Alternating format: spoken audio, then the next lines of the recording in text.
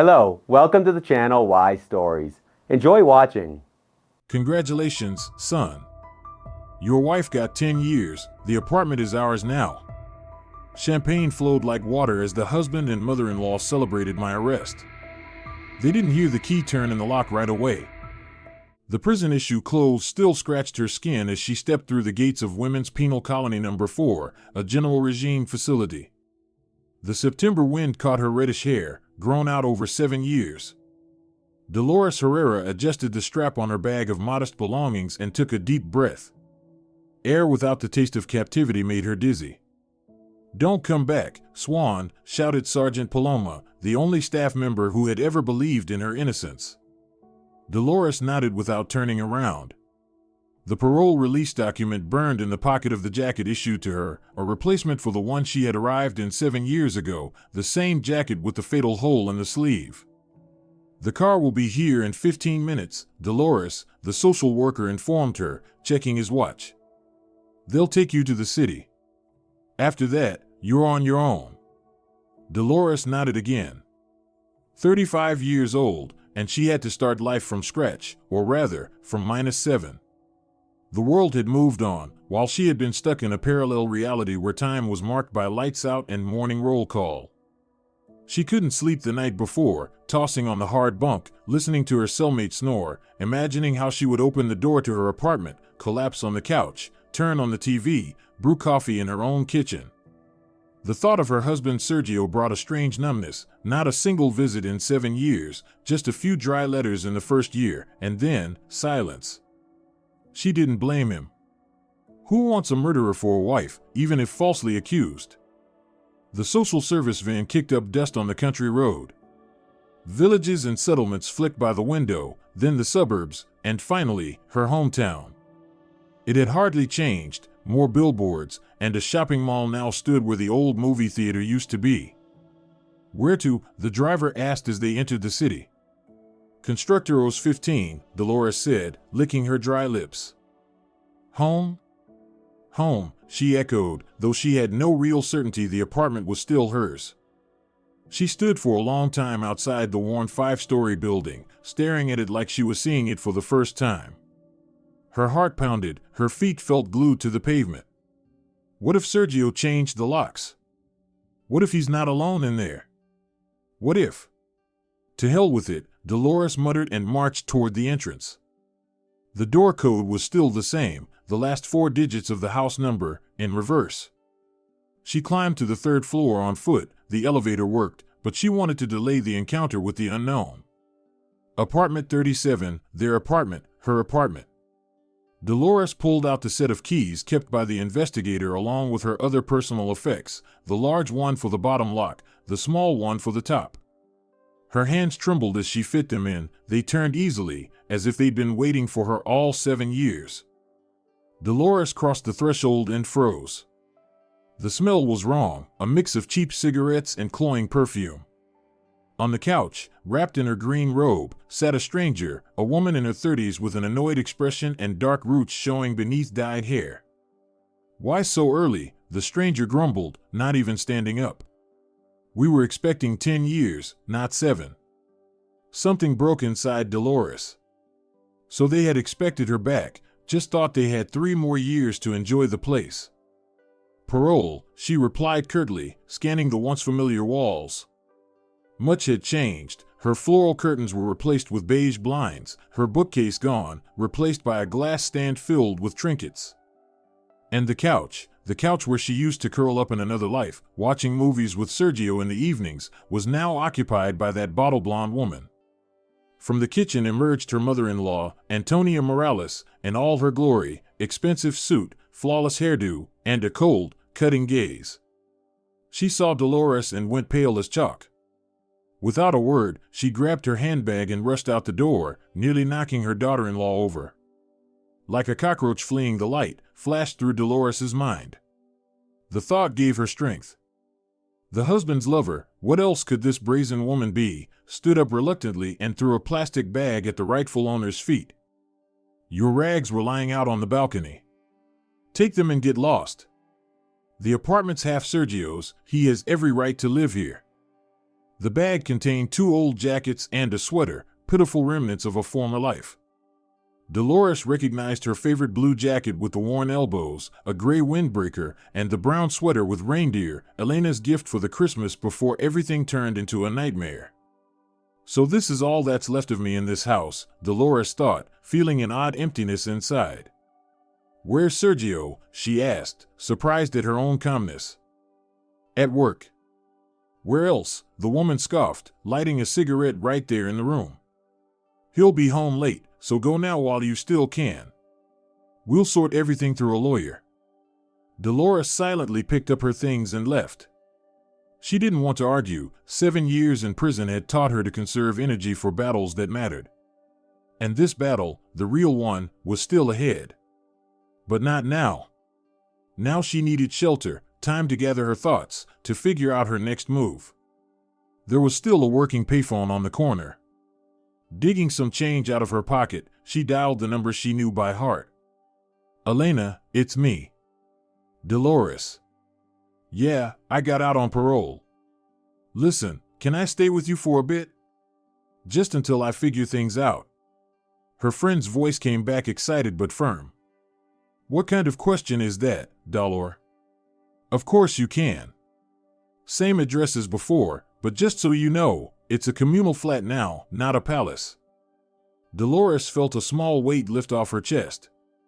The journey to Elena's neighborhood, the old part of town, took almost an hour, buses were rare, and Dolores had no money for a taxi. She watched the buildings and the busy people rushing past, feeling like a ghost from the past, accidentally materialized among the living. Elena lived in an old 3-story building on the outskirts, and a shared apartment with 2 other tenants. But even that now seemed like paradise compared to the hollowness Dolores had felt in what used to be her own home. Dolores. Elena threw her arms around her at the doorstep. My God, I'm so happy to see you. Her friend hadn't changed much, still those lively brown eyes, snub nose, and a mass of unruly dark hair now tied in a messy bun, just a few wrinkles around the eyes and a silver streak at the temple. Come in, don't be shy.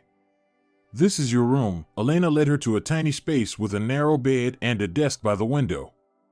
Nicholas used to live here, but he passed away 2 months ago, so now it's yours, for as long as you need. Dolores felt a lump rise in her throat.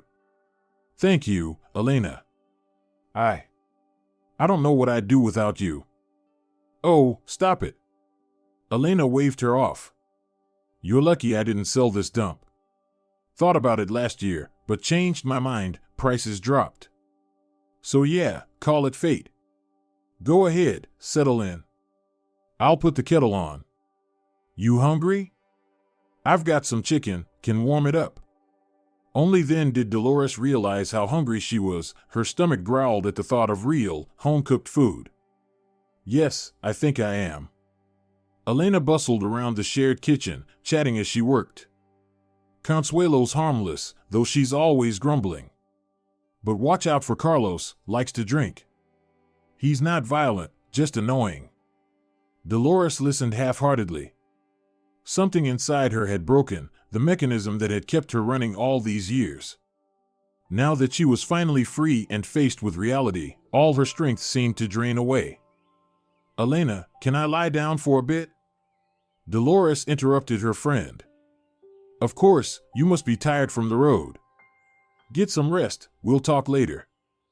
The tiny room smelled of medicine and old age, a legacy from the previous tenant, but Dolores didn't care. She collapsed onto the bed without even undressing and sank into a heavy, dreamless sleep. She woke up to a knock on the door. Elena came in with a tray holding a bowl of chicken soup, a slice of bread, and a glass of fruit compote. It's evening already, you've slept most of the day, her friend said, setting the tray on the desk. Eat something, and later you can tell me what happened, if you want, of course. Dolores sat up on the bed, rubbing her stiff neck. What happened? She gave a bitter smile. Some bleached chicken is living in my apartment wearing my robe. My mother-in-law ran from me like I had the plague, and everything I own fits in that one bag. She nodded toward the bundle by the door. Your Sergio was always a spineless thing, Elena sighed. I still don't understand how you ended up marrying him. I loved him, Dolores said simply. Once, I did. She walked over to the desk and began eating the soup. It was simple and homemade, topped generously with sour cream and dill, just like her mother used to make when Dolores was sick as a child. 7 years. She continued, chewing a piece of bread.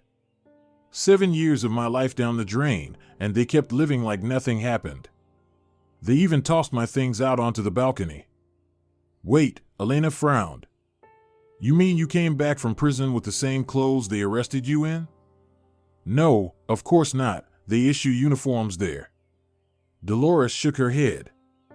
But still, strange that they kept my clothes. Why? For what? I mean, that jacket, it's the one they found. She trailed off, but Elena gave her a knowing look. I always knew you didn't do it, her friend said quietly. Always.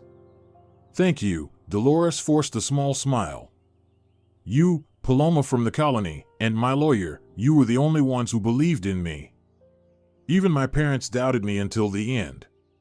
Then my father died, and my mother moved to live with her sister in Mexico for good. Wait, Elena frowned again. So they gave the jacket back? The one with, you know? The case is closed, appeal deadlines expired, Dolores shrugged. By law, all physical evidence must either be returned to the convicted or destroyed. So they gave it back. I see. Elena said slowly. But still, it's strange. You know, because there was. Listen, Elena suddenly perked up. Your release, maybe it's a chance to prove your innocence. So much time has passed, maybe there are new witnesses or evidence. Dolores shook her head. What evidence, Elena? The case is closed. They found the criminal, convicted her, and rejected all appeals. But what if something new turns up? Like what? Dolores rubbed her eyes wearily. Poison in my father-in-law's system, a packet with traces of it sewn into the lining of my jacket, my fingerprints on the cup he drank tea from, a perfect setup. And the motive? Rock solid, he threatened to take Sergio off the apartment deed, which meant I'd be out too. We weren't even officially married back then. But it wasn't you. Elena said stubbornly. No, it wasn't, Dolores echoed. But who's going to believe me now? They spent the evening talking. Elena told her about changes in the city, about mutual acquaintances, about her job at the hair salon. Dolores mostly listened, asking the occasional question. Slowly, quietly, a plan began to form inside her. Before bed, she took the blue jacket out of the bag and examined it closely. There was a small hole in the right sleeve, the fabric worn through at the elbow bend. Dolores remembered how much she had loved that jacket, how she wore it constantly in spring and fall. Needs mending, she murmured, stroking the worn fabric. Symbolic, really. I'll start with the jacket, and then stitch my life back together, piece by piece. That night she dreamt of purple claws scratching at her cell door. The claws turned into hands, the hands into her mother-in-law's face, twisted in horror and melting like wax. Dolores woke in a cold sweat. Outside, a gray autumn dawn was breaking, the first day of her new free life, a life in which she would not only survive but reclaim justice at any cost. Elena's communal apartment was slowly, noisily waking up. The floorboards creaked under Carlos's heavy footsteps, a pot clanged as Consuelo banged it around the shared kitchen, the front door slammed. Dolores lay with open eyes, listening to the sounds of ordinary life.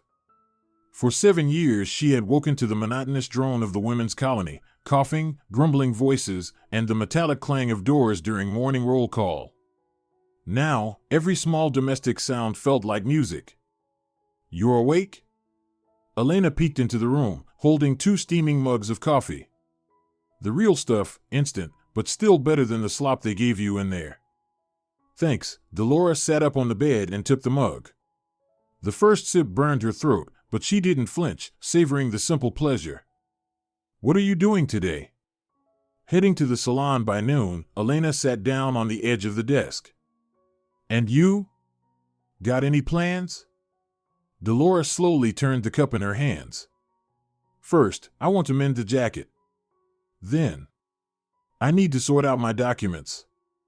I still have my passport, but my residence registration is unclear. And I need to find work. With your record, it won't be easy, Elena sighed. I know. But I have a degree in economics.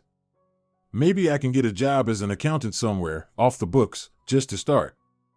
Hey, maybe you could start at our salon, as a cleaner for now. The owner's a decent woman, won't ask too many questions. Dolores nodded gratefully. That would be great. Thanks, Elena. Elena left to get ready for work, and Dolores pulled out her jacket from the bag, found a needle and thread in Elena's things, and began carefully stitching up the hole in the sleeve, one stitch at a time, as if she were sewing together the torn edges of her own life. Her thoughts drifted back to the day everything collapsed, 7 years ago, a warm May evening, the wake for Sergio's father. Back then, the three of them lived in Guillermo Morales' apartment, Guillermo himself, his son Sergio, and Dolores, not yet a wife, but a fiancée. The wedding was a month away, the paperwork had already been filed. The mother-in-law, Guillermo's ex-wife, lived separately on the other side of the city. They had divorced about 15 years earlier and kept in contact only for the sake of their son. Antonia believed she had been shortchanged in the divorce and continued to lay claim to Guillermo's property, especially after he suffered a stroke that left the right side of his body partially paralyzed. That fateful evening, the family had gathered to honor Sergio's grandfather. A proper spread was laid out, relatives were invited. Antonia also showed up, dressed in an expensive dark blue suit, flaunting a flashy new manicure, long, glittery purple nails, far too showy for a wake, but the mother-in-law had always had questionable taste. Dolores clearly remembered her hands. Antonia gestured constantly when she spoke, drawing attention to her rings and that garish manicure. And she remembered the way Antonia scrutinized her, looking her up and down with a cold, appraising stare. An argument erupted between Guillermo and his ex-wife that evening. Guillermo announced that after the wedding, he intended to sign over his share of the apartment to his son and future daughter-in-law. Antonia flew into a rage, shouting that Dolores was just after the family property, that she was a nobody, unworthy of their son. Dolores quietly stepped out onto the balcony. She wanted no part in the scandal. Half an hour later, when she came back inside, the atmosphere had calmed. Antonia sat in silence, and Guillermo, as if nothing had happened, was drinking tea from his favorite blue mug. The next morning, Guillermo didn't wake up. The medical examiner determined he had been poisoned with a powerful toxin. 2 days later, a packet containing traces of the same substance was found in Dolores's jacket. During interrogation, she couldn't explain anything. The jacket had been hanging in the hallway. Anyone could have accessed it. But the investigation clung to the motive in the fact that it was Dolores who served Guillermo his tea that evening. Hey, what are you staring at? Elena's voice snapped her back to the present. You've got to look like you've seen a ghost. I was thinking about that night, Dolores answered softly, finishing the last stitch. You know, Elena, I still don't understand who planted that poison on me. But it couldn't have been my mother-in-law. That'd be too much, even for her. Elena frowned. Is it really that hard to figure out? Who stood to gain from your father-in-law's death and from getting rid of you? Only her. She wanted Sergio to marry her friend's daughter. What was her name? Irene, Dolores replied automatically. But that's not proof. And why would she poison her ex-husband? They were already divorced. You said yourself he was going to sign over the apartment to you and Sergio. That meant she'd get nothing. Dolores tied a knot in the thread and bit it off. The seam turned out neat, almost invisible. Maybe, she said thoughtfully, but I still have no proof. Just guesses and suspicion. Then start acting. Elena said firmly. First, figure out your legal status in the apartment. You were registered there, weren't you? Yes, Dolores nodded. Guillermo insisted on it when Sergio and I filed our marriage application. He said that since I was going to live in their family, I should be treated like a full-fledged member. Exactly. So they couldn't have just removed you from the registration, even if they wanted to. A lot has changed in 7 years, Elena, sighed Dolores. Sergio might have divorced me through court because of my conviction. If that's the case, they could have taken me off the registry. We need to check. Elena glanced at the clock. Listen, I have to go. You should go to the passport office today and find out your legal status. Then stop by the salon this evening and talk to the owner about the job. She's there until 8 tonight. After Elena left, Dolores poured herself another cup of coffee and began sorting through her few belongings, the jacket, the sweater, another jacket. In the pocket of the gray windbreaker, she found a crumpled grocery receipt and a used tram ticket, remnants of a life that once felt so ordinary when she was just a girl planning her wedding and dreaming of a home. Dolores smoothed out the jacket and carefully hung it over the back of the chair. It wasn't just a piece of clothing, it was evidence, the very jacket, according to the prosecution, where she had hidden the poison. It was because of this jacket that Dolores had spent 7 years in prison. She examined the outside of the jacket, then slowly turned the sleeve inside out, inspecting the lining. This was where they'd found the packet of poison, in a small inner pocket between the fabric and lining, where a tear had formed. Dolores frowned, staring at the cloth. The hole was visible, a little over a centimeter wide, the edges ragged, as if it hadn't just come apart at the seam, but had been forcibly torn. She slipped a finger into the hole, feeling for anything unusual. Nothing, empty. Even if the poison had been hidden there was no trace of it now. The forensics team had seized all evidence 7 years ago. With a disappointed sigh, Dolores decided to sew this tear up too. Why leave a reminder of that fateful day? She threaded the needle again and began carefully stitching the edges together. The needle slid between the layers, and something sharp pricked her finger. Dolores flinched, instinctively bringing her finger to her lips. A tiny bead of blood appeared. "What the hell?" she muttered, gently probing the area. There was definitely something there, something solid and sharp lodged between the layers. Dolores carefully slipped 2 fingers into the gap and began feeling along the seam. Finally, she found it and slowly pulled it out, a glittery purple fake nail. Her heart began to race. She remembered those nails. Her mother-in-law had flaunted them at the wake, showing off her new manicure. In every photo, she'd had those exact nails, long, purple, tacky. Dolores froze, the nail trembling in her fingers. The pieces started to come together. Antonia, the only one who had those nails that evening. The only one who could have accessed the jacket while Dolores was out on the balcony. And the only one with a real motive. My God. Dolores whispered, clutching the damning evidence in her palm. It was her. All this time. It was her. The floodgates opened in her mind. Memories came rushing back, the way Antonia looked at her with hatred all evening, how she repeatedly left the table to powder her nose, how insistently she offered Guillermo more tea, how she completely ignored Dolores during the pretrial hearings, yet hovered near Sergio, whispering in his ear. And then Sergio's letters had grown colder, more distant. Mom says you should just confess. Mom thinks we should hold off on visits. Mom believes, that eternal mother, always pulling the strings of a grown man's life. And now, a mistress in her apartment. Most likely introduced by that same ever-present mother. Dolores gently placed the purple nail into a small paperclip box she found in the desk and hid it in her pocket.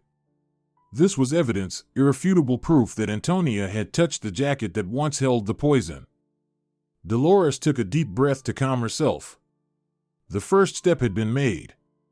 She had a lead. Now she needed to proceed carefully and strategically. A single fake nail wouldn't be enough to prove her mother-in-law's involvement in the murder. She needed more evidence. But first, the passport office. She had to know her legal status. The local passport office was located in an old 2-story building with crumbling plaster.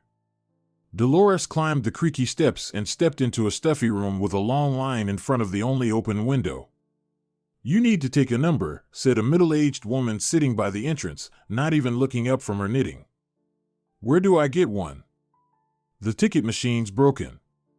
I'm writing people down, the woman nodded toward a worn notebook. Name? Herrera. You're number 123. Wait your turn. The line moved agonizingly slowly.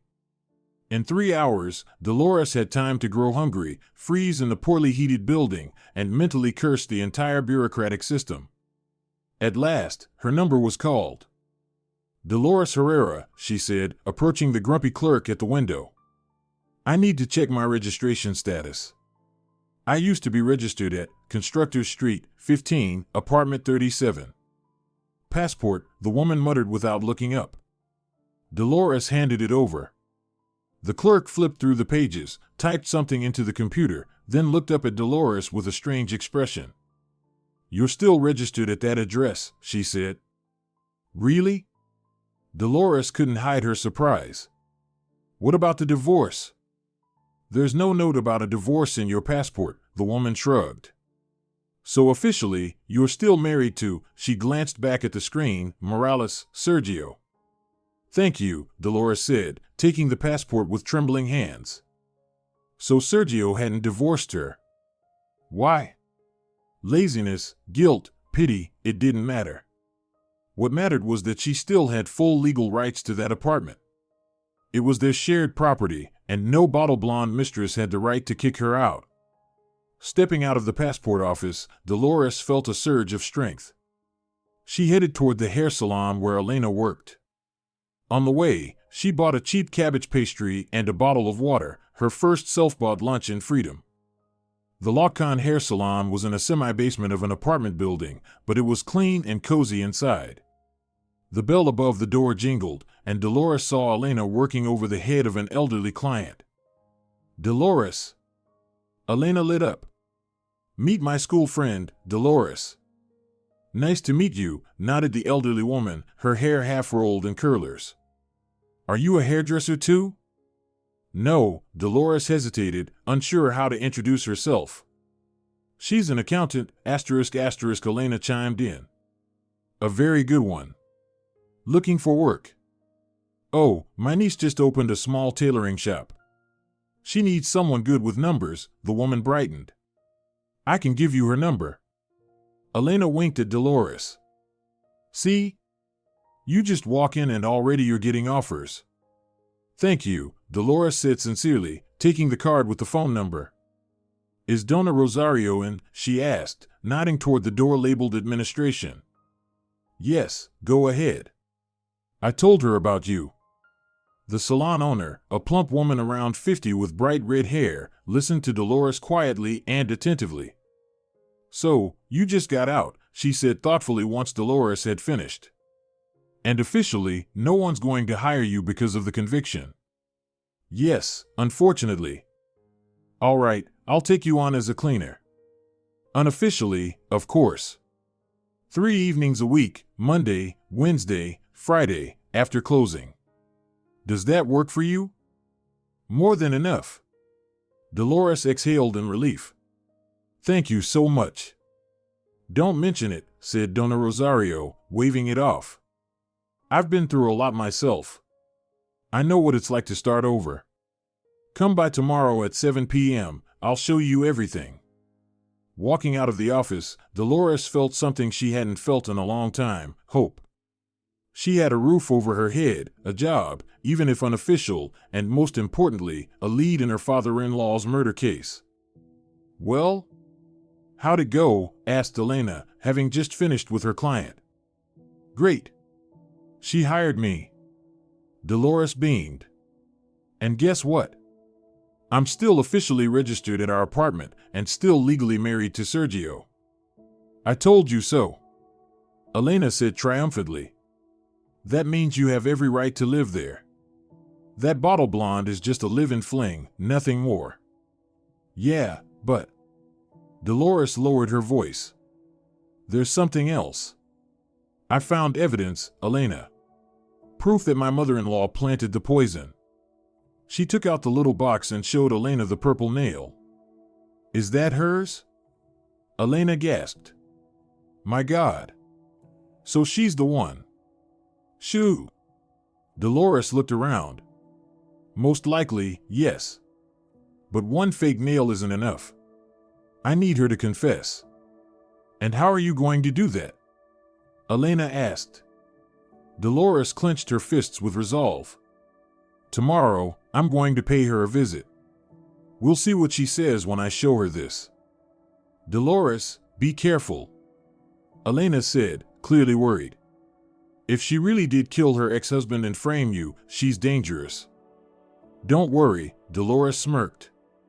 7 years in prison taught me how to be very, very careful.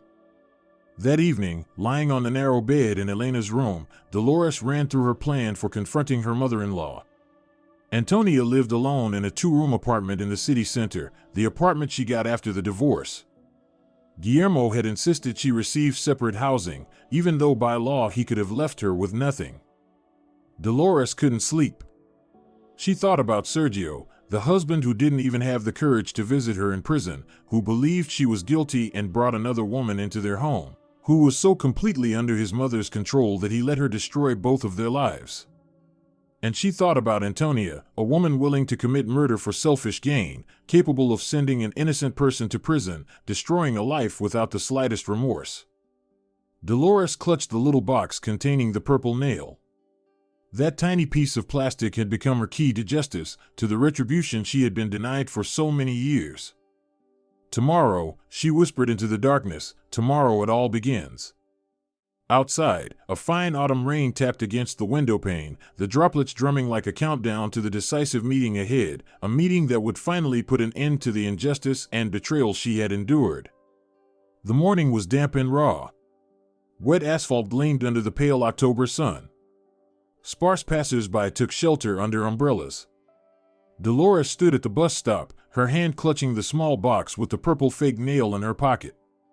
She knew the address by heart, Central Street, 23, apartment 15. She'd been there so many times for Sunday lunches, smiling through gritted teeth at Antonia's jabs about her non-aristocratic background. The bus was late. Dolores shifted from foot to foot, glancing at her reflection in a puddle, a worn jacket, overgrown hair, a tired, gaunt face. 7 years ago, men used to turn to look at her, now she looked every bit her 35 years, if not more. Doesn't matter, Dolores muttered, adjusting her collar. I'm not going there for a beauty contest. At last, the old bus appeared. The cabin was nearly empty, just a couple of elderly women by the window and a gloomy man with a battered briefcase. Dolores took the back seat and rested her forehead against the cold glass. Her thoughts drifted slowly, heavily, like the gray clouds outside. What would she say to her mother-in-law? How would she start the conversation? Would the evidence be enough to make Antonia crack? And if not, then what? Her heart pounded wildly as she entered the building on Central. 5 flights of stairs, the elevator was, as always, out of order. She paused on the 5th floor landing, catching her breath and steadying her thoughts. Apartment 15 looked exactly the same as 7 years ago, dark brown door, brass number, and peephole. Dolores wiped her sweaty palms on her jeans and firmly pressed the doorbell. A long trill rang out through the apartment. Silence. No one came to the door. She pressed again, longer, more insistently. Shuffling steps echoed from within, followed by a voice, cracked, old. Who is it? Dolores didn't recognize the voice. Had she gotten the address wrong? Antonia, it's Dolores. Please open the door. Silence. Then the rattle of a chain being unlatched. The door creaked open, and Dolores froze in shock. Standing before her was a shrunken, hunched old woman. Gray hair pulled into a messy bun, hollow cheeks, dull eyes, only the garish lilac robe hinted at the Antonia she once knew, the polished, self-assured woman who always cared about appearances. You came, the old woman whispered, retreating into the hallway. I knew you would. Dolores stepped inside silently, closing the door behind her. The apartment smelled of medicine and dirty laundry.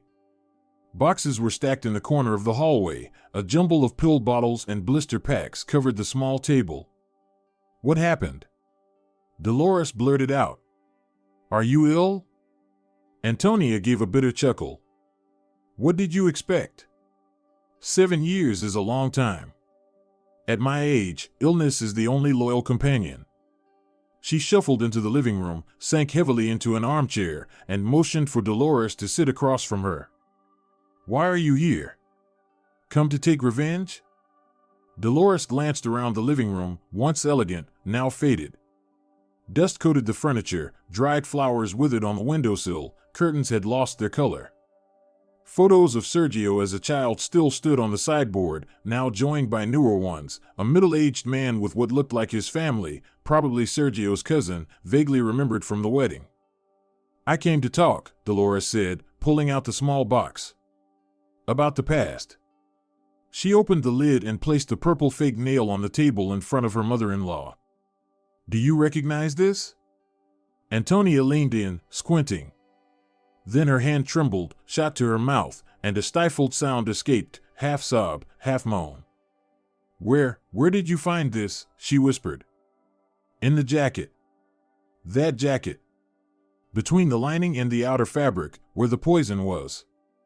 The old woman collapsed to her knees right there in the hallway, clutching her chest.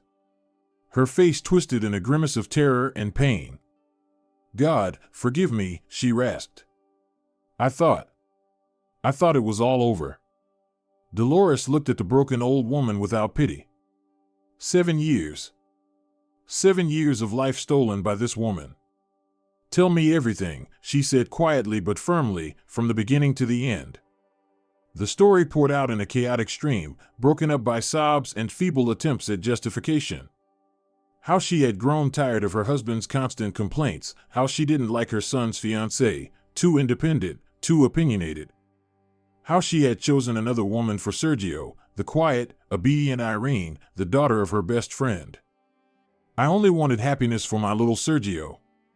Antonia sobbed. But Guillermo ruined everything. He said he was going to sign over the apartment to you two after the wedding. And me? What was I supposed to do, live on the street? You had your own apartment, Dolores said coldly. That hole, the old woman gestured around the room. He made millions on his construction sites and left me with scraps. I spent 25 years by his side. Then the story grew even darker. Antonia confessed she had decided to kill 2 birds with 1 stone, get rid of her husband and frame her future daughter-in-law. She had bought the poison through a nurse she knew, slipped it into Guillermo's tea on the day of his father's memorial, and planted the packet in Dolores's jacket while she was taking a shower. One of the nails broke off while I was pushing the poison into the lining, the mother-in-law whimpered. I looked everywhere for it. I was so scared they'd find it. And it turns out, it was there all along. And you didn't feel guilty? Dolores asked softly.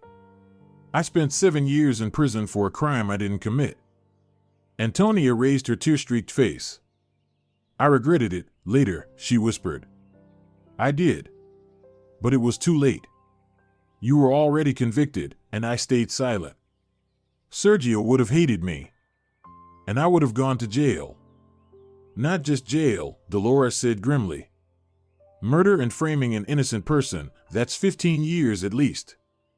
The old woman shrank into her chair, as if trying to disappear. What now? She whispered. Are you going to report me to the police? Dolores slowly raised her eyes. Before her sat a pitiful, broken figure, a shadow of the once powerful, self-assured Antonia she remembered. Illness, age, and perhaps the weight of her crime had taken their toll. I don't know, Dolores answered honestly. I should, but...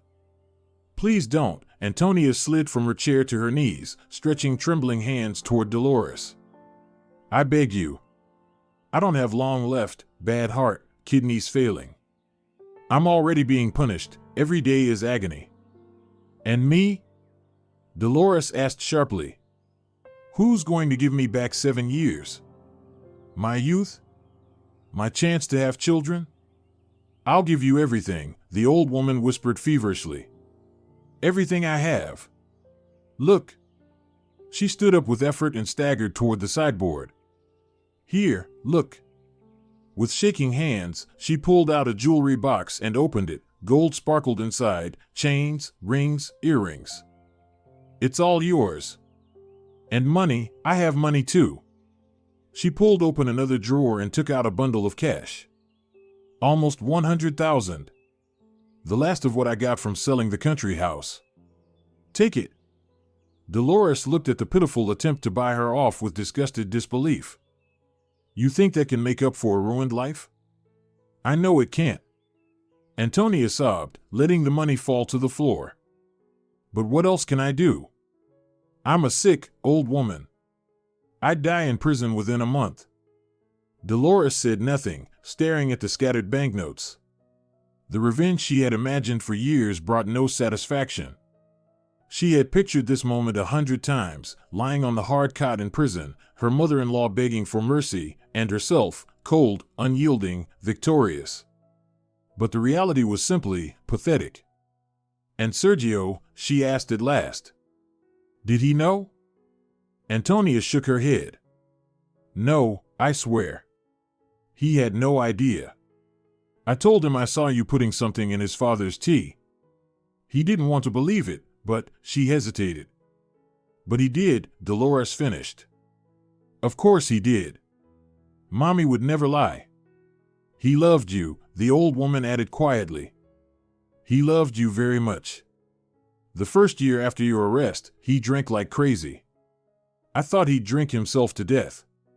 Then he buried himself in work. And that woman, she sneered, Lucia, showed up only 3 years ago. I was against her, but he didn't listen to me like before. Why didn't he divorce me? I don't know, Antonia shrugged. Maybe deep down he didn't believe you were guilty. Or maybe he was waiting for you to come back. Ask him yourself. Dolores stood up. The conversation was over. She had gotten what she came for, a confession. Now she had to decide what to do with it. I'm going, she said, heading to the door. Wait. Antonia hurried after her, grabbing her sleeve. Have you decided? Will you report me? Dolores pulled her arm free. I don't know, she repeated. I need to think. Please, the old woman whispered, sinking to the floor. I beg you. I'm already being punished. Dolores walked out without looking back. On the stair landing, she stopped and leaned against the wall, trying to calm the trembling in her knees. A storm of emotions raged inside her, rage, bitterness, and a strange emptiness. She reached the bus stop on autopilot. The weather had completely turned. A light, unpleasant drizzle fell from a sky choked with leaden clouds. Dolores stood beneath the bus shelter, staring blankly at the passing cars, replaying what she had just heard. Her mother-in-law had confessed to murder. Dolores had evidence, the purple nail. In theory, she could go to the police right now. But what would that accomplish? They might jail the old woman for a few years, if she even survived that long. She clearly looked sick. And it was a 7-year-old case, hard to prove anything beyond the confession itself. The bus arrived, splashing her jeans with a puddle. Dolores got on and took her favorite seat by the window. Maybe I should just leave it be, a thought flashed through her mind. Take my share of the apartment, start a new life, and let her be judged by her conscience and by God. But another part of her, the part that endured 7 years of humiliation and deprivation, protested, no.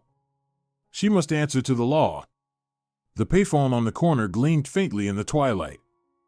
Dolores got off a stop early and, after a moment of hesitation, walked over to it. She dialed the emergency number. Police? Her voice sounded eerily calm. I want to report a confession to a murder committed 7 years ago. The officer on duty took down Antonia's address and promised a patrol would be dispatched within the hour. Will you be waiting for them? He asked. No, Dolores replied. I've said everything. Let them handle the rest. She hung up and slowly walked toward the hair salon. Her first shift as a cleaner was scheduled, and Dolores had no intention of being late. The evening passed in monotonous work, mopping floors, cleaning mirrors, sweeping up hair. Donna Rosario was pleased. You're thorough. clearly not afraid of hard work. Come back the day after tomorrow, same time. Dolores thanked her and stepped out into the night.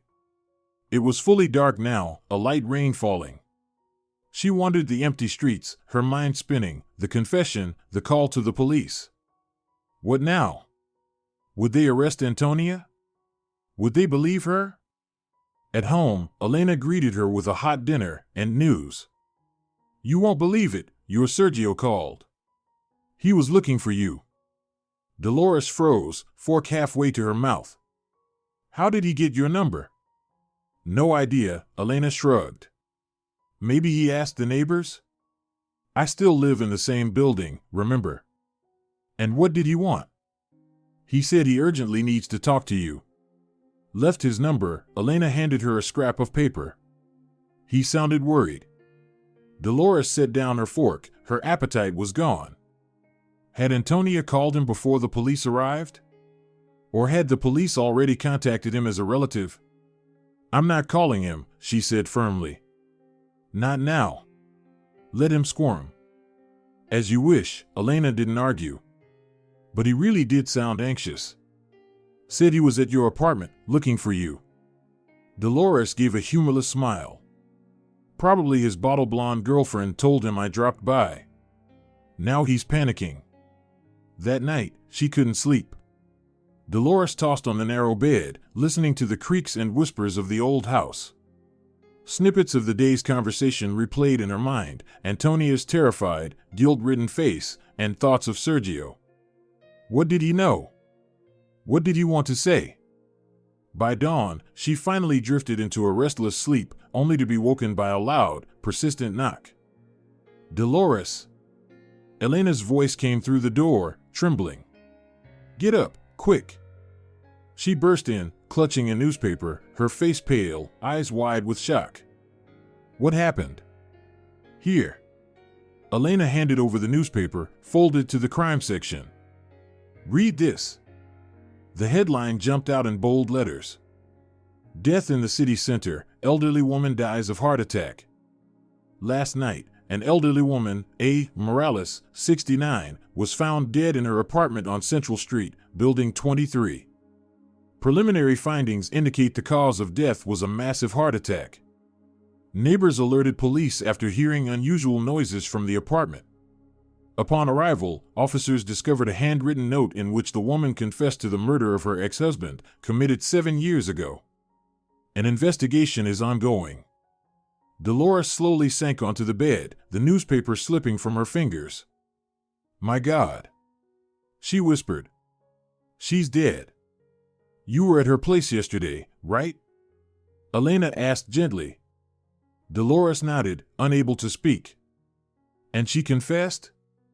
Yes, Dolores exhaled. She confessed to everything. I called the police. I told them. Elena sat beside her and wrapped an arm around her shoulders. You're not to blame. She made her own choices. Her heart couldn't bear the shame and fear. Dolores buried her face in her hands. I didn't want her to die. I just wanted the truth to come out. And it did. Elena squeezed her hand. Now everyone will know you were innocent. That's what matters. Dolores nodded slowly. A strange mix of emptiness and liberation filled her. Antonia was gone, but the truth had finally surfaced. Now, at last, she could begin rebuilding her life, brick by brick. What will you do? Elena asked after a while. Will you call Sergio? No, Dolores shook her head. Let him look for me. But first, I need to check something. She pulled the purple fake nail from her jacket pocket, the only piece of evidence against her mother-in-law. Now that Antonia was dead, this small piece of plastic remained the sole, silent witness to her crime. I want to find out if she wrote anything specific in her final note, Dolores said. If she confessed in detail, then my name can be cleared officially. If not, I'll have to push for a case review using this evidence and the testimony of her neighbors. They must have heard our conversation. Dolores spent the whole day making calls from a payphone, the prosecutor's office, the investigative committee, her former lawyer. The answers were vague, but one thing was consistent: the case would be reopened in light of new circumstances.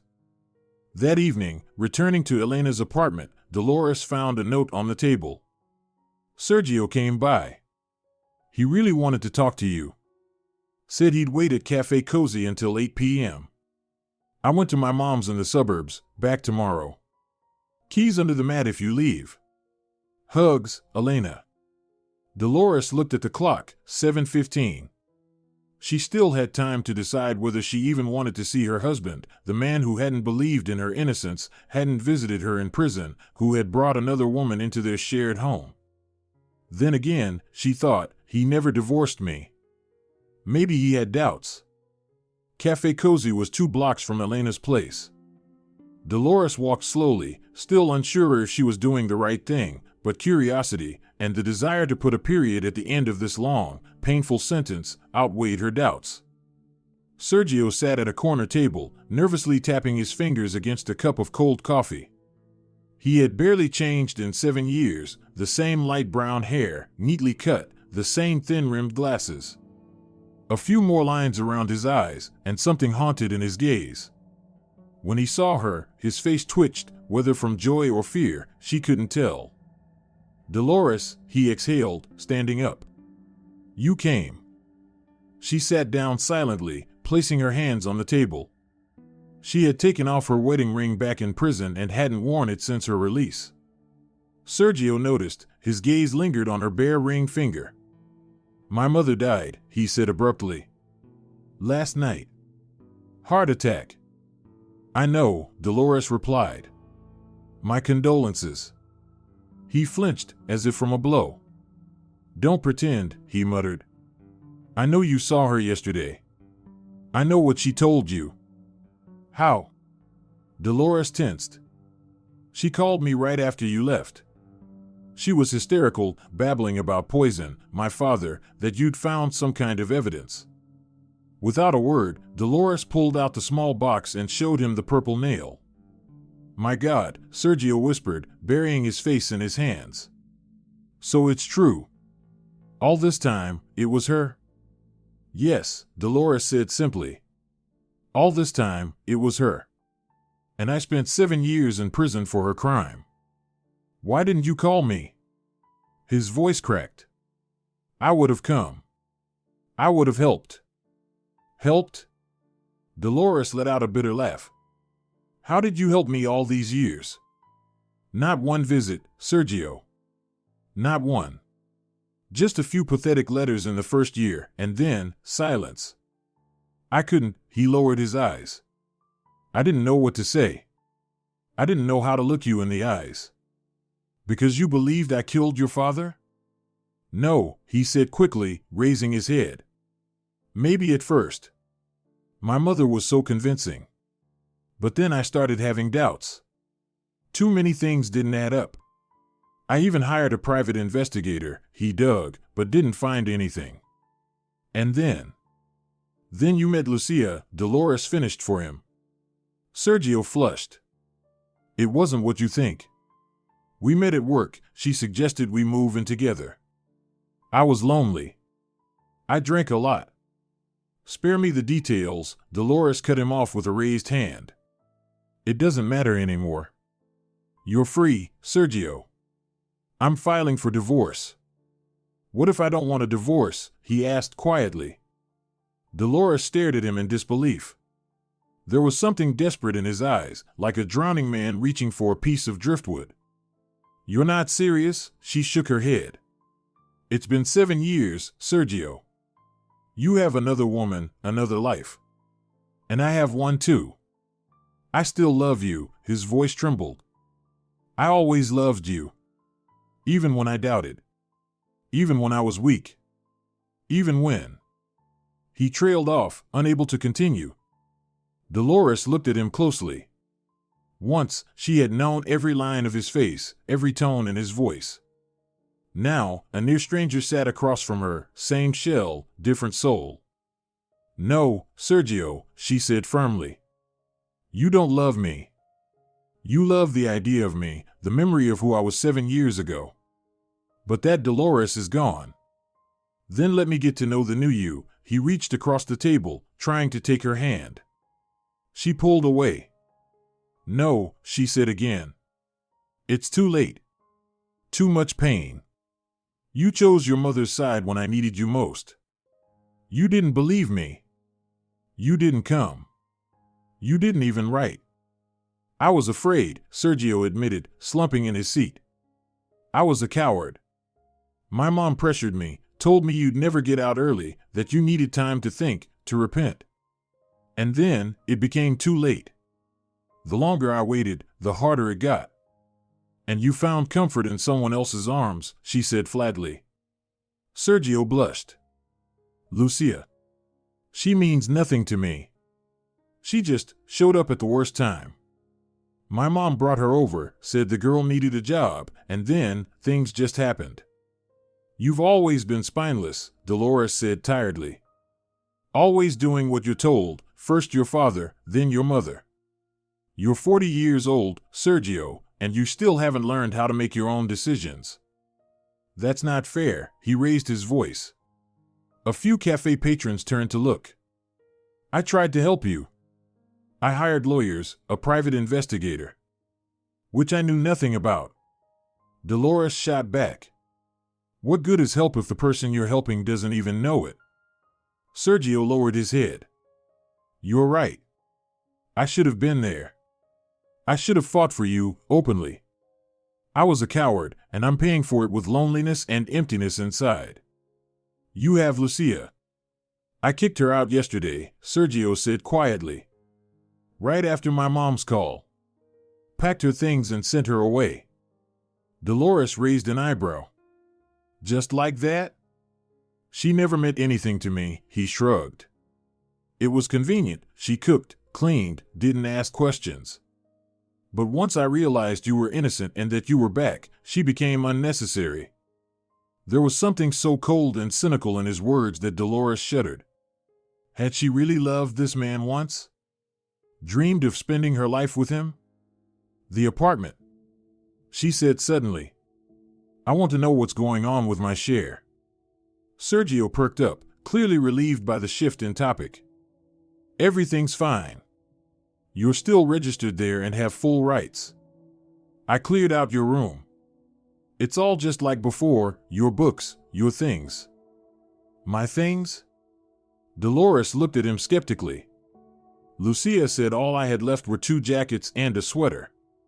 Everything else was thrown out. She lied, Sergio shook his head. I packed all your things into large boxes and stored them in the closet above. I never threw anything away. I swear. Dolores considered this. She had no intention of living with Sergio again, but she also wasn't going to give up her legal place, not now, not after the truth had come out. Here's what we'll do, she said after a pause. I'll move back into the apartment, but we'll live separately, like roommates, until the property division is settled. But we could try again, Sergio began. No, Dolores cut him off. No again. It's over, Sergio. You betrayed me in the hardest moment of my life, and I will never forget that, or forgive it. He slumped, shoulders caving in even more. I understand. But I still hope that one day you'll... No, Dolores interrupted. Don't hope. Don't ask. They finished their coffee in heavy silence. Sergio made several attempts to restart the conversation, but Dolores responded with brief, closed answers. At last, he asked, When are you planning to return? To the apartment, I mean. Tomorrow, Dolores said firmly. I'll come by in the afternoon, check the place out. Try not to be there, at least for the first few days. Sergio nodded silently, staring into his empty cup. There's something else I need to tell you, he said after a pause. About Mom. She didn't just leave that confession the police found. She wrote a full confession, with details and evidence, and sent it to the prosecutor's office by registered mail. That morning, before she died. Dolores froze. Are you sure? Yes, Sergio pulled a crumpled receipt from his pocket. I found this in her purse while going through her things. I called the prosecutor's office. They confirmed they received it. What was in it? Dolores leaned forward. Did they say? No, but I think it's a full confession. Mom had been different lately. Talking about sins, redemption. Maybe her conscience did catch up with her after all these years. Dolores snorted softly. I doubt it was guilt. More likely it was fear of being exposed, publicly shamed. Whatever the reason, Sergio continued, your case will be reviewed. The lawyer said that with a confession like that, you will be fully exonerated, maybe even get compensation for wrongful imprisonment. Compensation? Dolores echoed. What compensation could ever give me back 7 years of my life? Sergio said nothing. There was no answer to that. The morning was unusually sunny, a rare thing for October. Dolores woke early, stood under the shower for a long time, washing away the weight of yesterday's conversation with Sergio. A big day lay ahead, returning to her own apartment, beginning a new chapter of life. Elena hadn't returned from her mother's yet, so Dolores left her a note, a thank you for the shelter and a promise to visit in a few days, packed her few belongings into a bag, and stepped out into the street. On the way to the bus stop, she bought a fresh newspaper. On the second page, she found a small article about the reopening of a 7-year-old case due to new evidence coming to light. Dolores's name wasn't mentioned, but it was clear which case the article referred to. The bus brought her to the familiar building on Constructory Street. She stood at the entrance, gathering her courage, then resolutely entered the code and stepped inside. She climbed to the 3rd floor, took out her keys, they still slid easily into the lock and turned without resistance. Dolores crossed the threshold of her own apartment and paused, listening. Silence. No brazen blonde on the couch, no signs of someone else's presence. The air smelled fresh, it seemed Sergio had been airing out the rooms. She walked into the living room, the couch, the armchair, the coffee table, everything was in its place. The curtains were new, not the bland blinds she'd seen last time, but soft blue drapes, almost identical to the ones they used to have. In the bedroom, a surprise awaited. The boxes Sergio had mentioned were neatly unpacked, clothes hung in the wardrobe, books arranged on the shelves. On the nightstand stood a vase with a bouquet of wildflowers and a note, "Forgive me. S." Dolores crumpled the note and tossed it into the trash. Too late, far too late for apologies. She walked through the apartment, reacquainting herself with the space, 3 rooms, a kitchen, bathroom, toilet, storage closet, all familiar, and yet strangely foreign, like walking through a museum exhibit of her past life. In the kitchen, there was another surprise. The fridge was stocked with groceries, and on the table sat a fruit basket with an envelope. Inside, 10,000 rubles and a note, "For the first days, we'll talk about finances later. S." Dolores smirked. Sergio was clearly trying to atone with material gestures. Typical, solving problems with money instead of actions. She brewed some tea and sat by the window, looking down at the playground. 7 years ago, she and Sergio had dreamed of a child, planned to start a family right after the wedding. Now that dream felt naive and infinitely distant. A knock at the door interrupted her thoughts.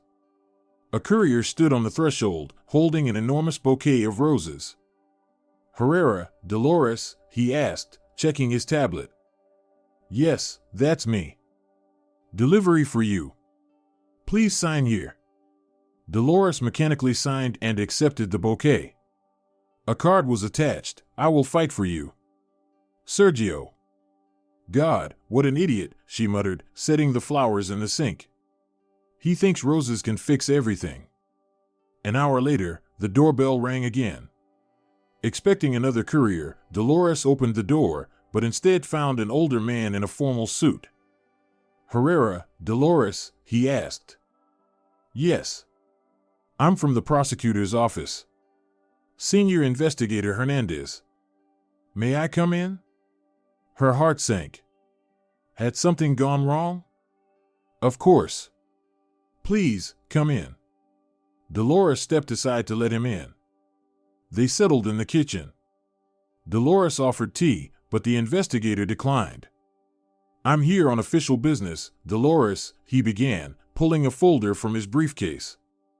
Regarding the new developments in the case of Guillermo Morales' murder. I'm listening, Dolores said tensely. Yesterday, the prosecutor's office received a registered letter from Ms. Antonia Morales. The investigator opened the folder. It contains a detailed confession to the murder of her ex-husband by poisoning, as well as to inciting false testimony against you. Dolores held her breath. Furthermore, Hernandez continued, following Ms. Morales' death, the police searched her apartment and found a diary with detailed descriptions of the crime, along with remnants of the poison, identical to the substance used to kill the victim. Remnants of the poison? Dolores gasped. She kept them all these years? Apparently so, the investigator nodded. According to her diary, she kept some of it just in case, perhaps for blackmail or as a sort of trophy. Dolores shuddered. 7 years in prison, while the killer had kept the evidence in her home, possibly rereading the account of her crime from time to time.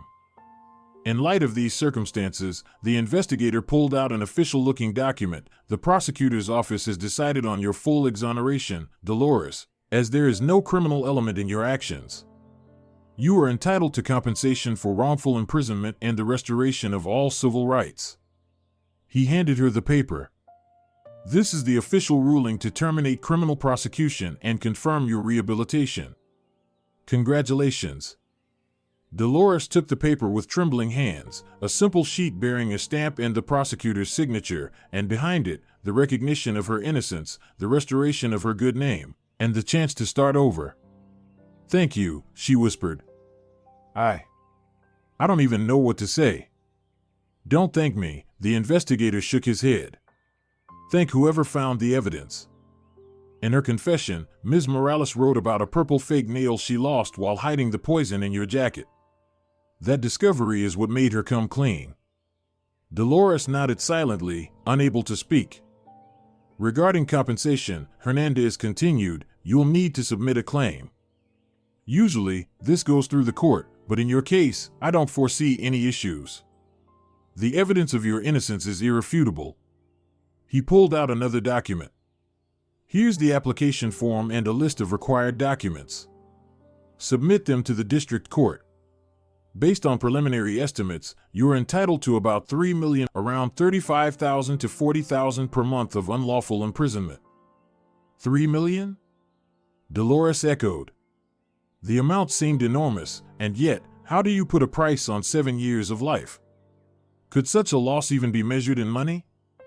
Congratulations once again, the investigator said, rising to his feet. If you have any questions, call the number listed in the documents. All the best. When the door closed behind him, Dolores sat motionless for a long time, staring at the official rehabilitation order. In black and white, it stated she was innocent.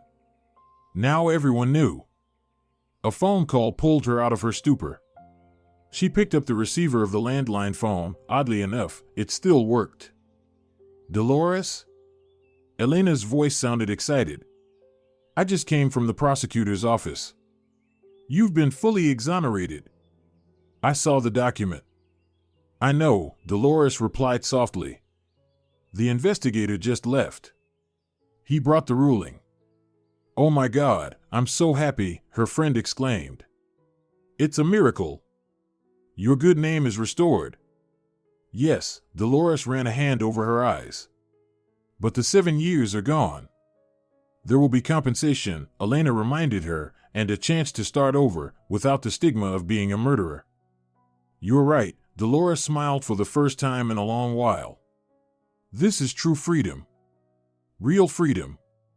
After the call, Dolores finally allowed herself to do what she hadn't even done in prison, cry. Tears streamed down her face, washing away the bitterness of 7 lost years, washing away the pain, the betrayal, the disappointment.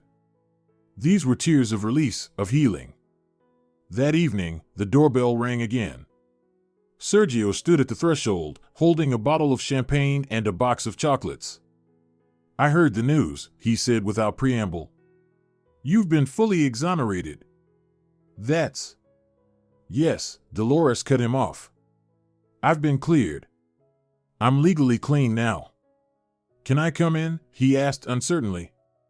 I wanted to celebrate. No, Dolores said firmly. Not today, Sergio. I need to be alone. To process everything. I understand. He looked disappointed but didn't push. Then maybe tomorrow or this weekend. We should talk about how we'll.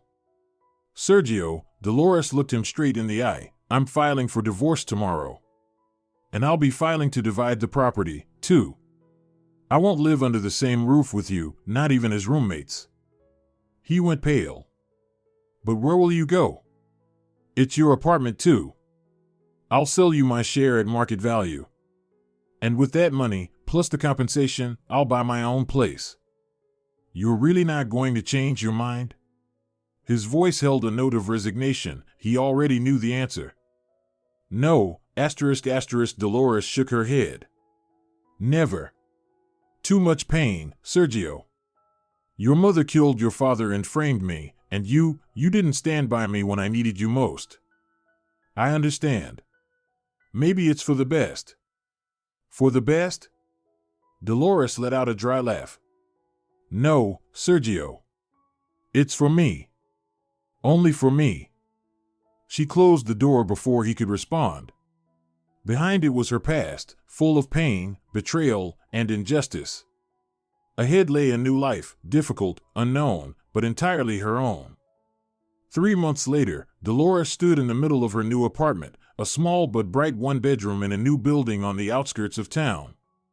Boxes were stacked along the walls, freshly bought flowerpots sat on the windowsill. Her phone chimed with a message, Elena, so, when's the housewarming? Dolores smiled and quickly typed a reply, Saturday. Come after 6, and bring your Diego, I want to finally meet him. The court proceedings for compensation went surprisingly fast. Just 2 months after her exoneration, $3.2 million were transferred to Dolores's account. Along with the money from selling her share of the apartment, Sergio had paid more than the market price, likely out of guilt. It was enough to buy her own place and set up a new life. Dolores found a job as an accountant in a small private firm. Her criminal record was cleared, her reputation restored, and nothing stood in the way of her career anymore. The firm's owner, after learning her story, even offered her a higher salary, probably out of sympathy. Dolores didn't refuse. After everything she'd been through, she had earned some privileges. She saw Sergio only twice, once during the divorce paperwork and once to sign over her share of the apartment. He looked lost, haggard, but Dolores felt neither pity nor regret, only cold indifference. Sometimes she dreamed of her mother-in-law, not the frail old woman from their last meeting, but the old Antonia, polished, confident, with her bright purple nails. In her dreams, she laughed and said, You still lost 7 years, girl. I won. But those dreams were becoming less frequent. Life was gradually settling into place, filling with new impressions, new people. Dolores started taking foreign language classes, signed up for a swimming pool membership, and became friends with her neighbor, a young single mother with a charming 3-year-old daughter. The little girl often visited Dolores, sipping tea with cookies like an adult and chattering about her toys. These visits, somehow, healed something deep inside. Dolores realized she didn't need to have children of her own to give love and care. Life offered many other paths. While unpacking in her new apartment, Dolores came across the little box containing the purple nail, the very piece of evidence that had changed everything. She stared at that tiny bit of plastic for a long time, then firmly threw it in the trash. The past belonged in the past. Ahead was life, her own life, to be shaped however she wanted. Dolores walked over to the window and threw it open wide. Fresh winter air swept into the room, bringing with it the scent of snow and the promise of a new beginning. 7 stolen years could never be returned, but the years ahead were hers, and she wasn't going to waste a single one on regret or bitterness. Outside, the first day of her true freedom was just beginning. If you're enjoying it as well, leave a like and subscribe to the channel.